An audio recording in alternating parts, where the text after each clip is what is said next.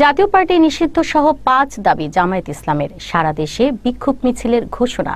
বিস্তারিত দেখুন রায়হান ইসলামের ভিডিও চিত্রে। পিআর পদ্ধতিতে নির্বাচন, জাতীয় পার্টি ও ১৪ দলকে নিষিদ্ধকরণ সহ ৫ দফা দাবি জানিয়েছে জামায়াত ইসলামী।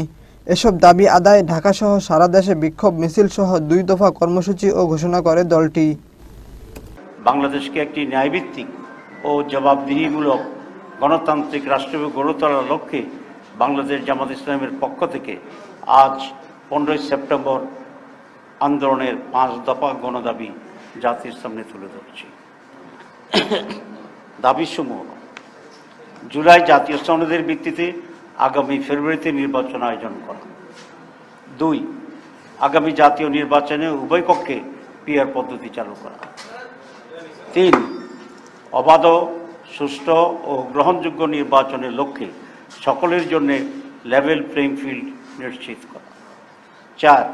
ফ্যাসিস্ট সরকারের সকল জুলুম, নির্যাতন, গণহত্যা ও দুর্নীতির বিচার দৃশ্যমান করা। ৫.